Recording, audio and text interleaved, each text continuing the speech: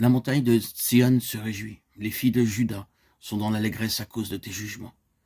Parcourez Sion, parcourez-en l'enceinte, comptez ses tours, observez son rempart, examinez ses palais, pour le raconter à la génération future.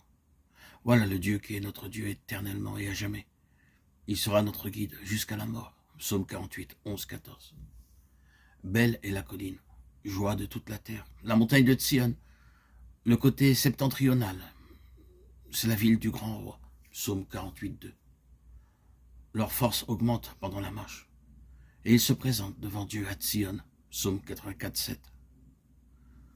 Je suis dans la joie quand on me dit « Allons à la maison de l'Éternel ». Nos pieds s'arrêtent dans tes portes, Jérusalem. Jérusalem, tu es bâtie comme une ville dont les parties sont liées ensemble.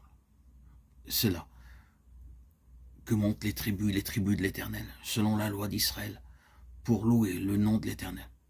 Car là sont les trônes pour la justice, les trônes de la maison de David. Psaume 122, 1, 5. C'est là que montent les tribus de l'Éternel selon la loi d'Israël, ou un témoignage à Israël.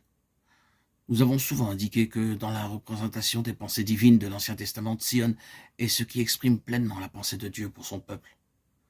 C'est dans Sion que se trouvent tous ces traits et les caractéristiques d'un peuple intégralement selon l'esprit du Seigneur. Sion est un terme représentatif. Juste une petite remarque technique. Nous pouvons noter qu'à certains endroits dans les Écritures, il est dit que la maison du Seigneur était là. Mais en réalité, le temple n'était pas dans Sion, mais sur le mont Moria. Mais ce qui est indiqué par ce fait, c'est que Sion est réellement représentatif dans la pensée du Seigneur, de toute sa maison. Moria est plus vaste et se trouve dans Jérusalem. La maison est là. L'église est là, si vous aimez mieux. Mais dans Sion, c'est l'église, selon la pensée du Seigneur. C'est ce qu'elle signifie pour lui. Je me demande si vous saisissez ce que cela signifie. Vu dans son ensemble, l'église n'est pas toujours ce que le Seigneur désirerait qu'elle soit. En considérant l'église aujourd'hui dans son ensemble, qui désirait qu'elle est très proche de la révélation que nous en avons dans la parole de Dieu, celui qui l'affirmerait ne connaîtrait pas grand-chose de la révélation de Dieu concernant l'église. Mais Dieu est encore attaché à sa pleine pensée concernant l'église.